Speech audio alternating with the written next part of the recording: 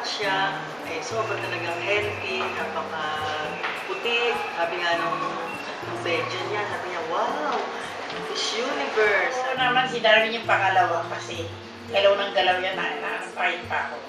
Nag-labor ako sa loob ng ospital kasi masakit eh, cesarean. Ay nako, problema talaga.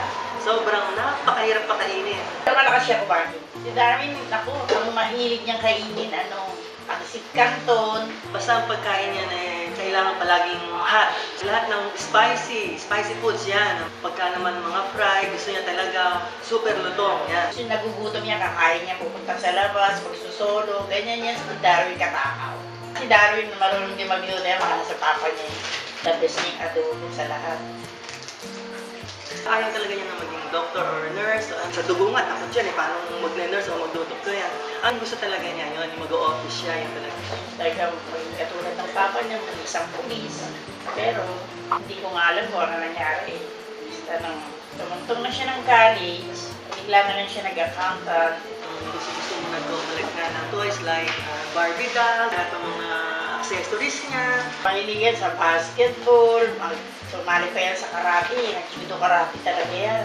Si Stand of Freedom, magazine, book, nag-start sa Archie, mga Sweet Valley High. Nagsakristan pa yan, sa Lourdes, nagplot pa yan. Mahilig siya talaga sa mga bagay na yun. So, basta pag-shopping. Darwin medyo bawal-bawal yung sa pag-shopping. Iba na ngayon, pag may asawan ka na. So I remember we were driving in your car. Streets at first felt like I was drunk. City lights lay out. Tapos na siyang mag-aral ng mga lessons niya. Babasa na naman yan. Parang full pocketbook yan. Hanggang sa nakakatulugan niya. Nakilig maglaro, mga video game. Pero magaling mag-aral yan. Wala naman masasabi yan kasi siya pinakamakataling sa anak ko. Napakarami niyang medal talaga. Nagbebenta ng homework para lang magkaroon kami ng baon. Walang patayan yung tipik, walang paso. Monday to Friday, may disiplina naman siya. Nag-TV man yan, okay na yun talagang tapos na lahat ng lessons niya. One time nga eh, naglalaro sila, nakita ko, binatukan yung kaklase niya, tapos tatakbo.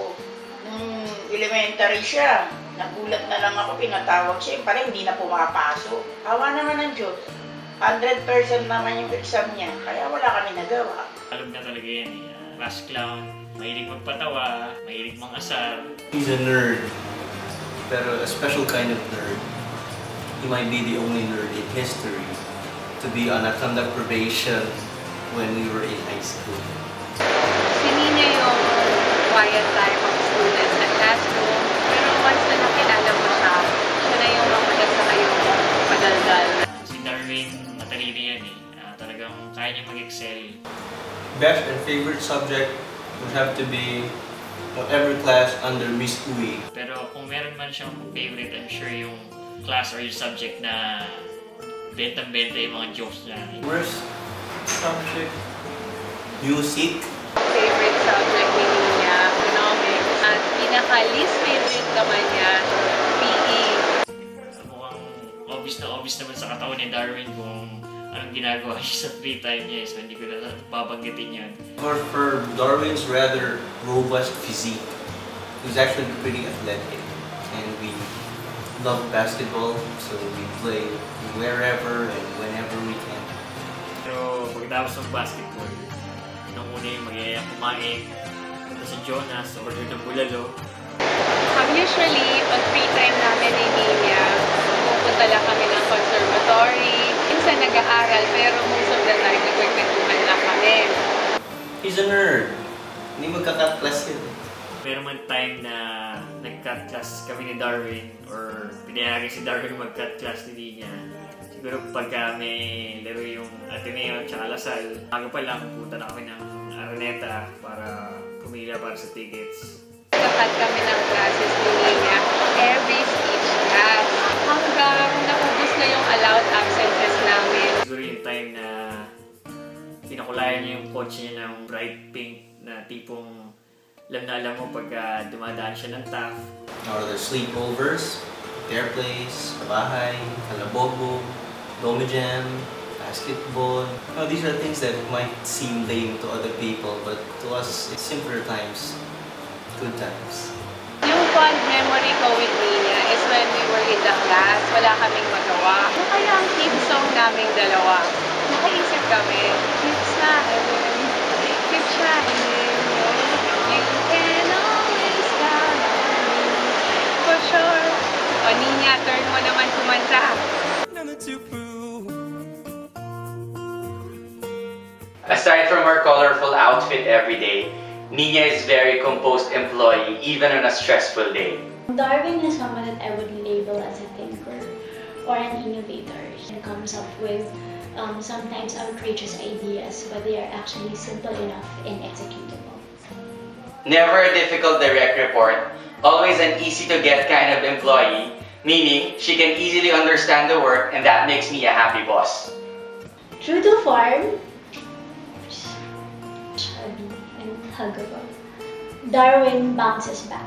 So if he's faced with any challenge, he faces it head on. Nina's stressed if she's no longer moving and talking on her desk. Darwin wears his heart on his sleeve, so it's pretty obvious when he's stressed. A key indicator would be he would be right on my face, moving back and forth and asking me about whatever issue is bothering him. Her way of de-stressing is to eat a lot. He de-stresses with me by eating. You got a fast car. I want a ticket to anywhere. Nina and I went to the same college. We met sa Lasal. We took up the same major. Eco-accounting ako and she's from Eco-finance.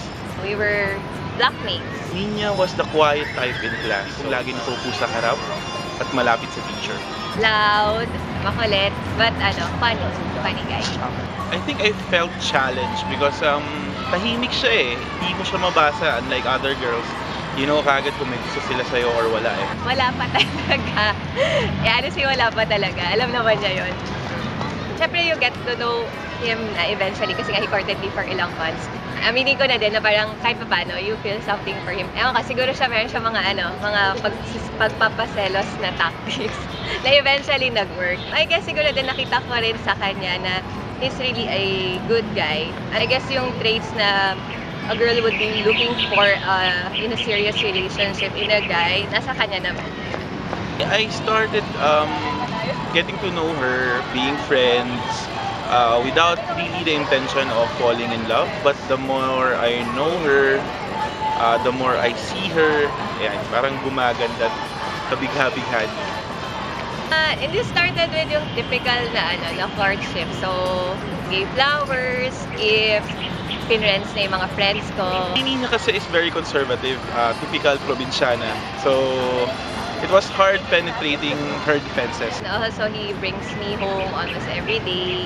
I'll borrow her notes. Kunwari, kukopya ako na notes, pero totoo naman hindi ko kinukopya. Anything just to spark up a conversation, get her to laugh. Yun na. Whenever we get into a fight or pag nakikita ko na naiinis na siya, I think we both know how to say sorry. I normally make funny faces or crack up jokes to lighten the mood. Most of the time, siguro you sleep over it. Parang the following day, you swallow your pride and then you go to him and then yun na. And pag medyo tumatawa na siya, that's the time I say sorry. Kahit naman na hindi ako ang may kasalanan. Almost everybody knows na yan. We got engaged in Korea. In December when I was on business trip. Tapos he brought me to Seoul Tower. There's a place there that couples go there, sign their names on a lock. It's usually used talaga for proposal. Signifying that they'll be together forever. So what I did was, I let her hang our lock. When she turned around, I was there, down on one knee, presenting her the ring and asking her to marry me. On my shoulder and I had a feeling that I belong. And I had a It's really having someone to grow old with. You thought na every day you wake up, you know na you have someone with you. The whole day you're working or you're stressed from work, pero you know na by the end of the day, it's going to be okay kasi alam mo na nandyan siya. Siyempre, we want to have kids. And so, we're looking forward to that. Sana, hopefully, soon. Kung ako tatanungin, I want to. I don't know with him. Before sabi niya he wants a basketball team, but I don't think I can. I think the best way to sum it up on what I'm looking forward in our married life is yung campaign ng Nescafe. Yung para kanino ka bumabangon. I'm looking forward to waking up each and every day with the person and the reason why I'm waking up. Being with someone that you love and the person that makes you happy. I had a feeling that I belong, and I had a feeling I could be someone, be someone, be someone.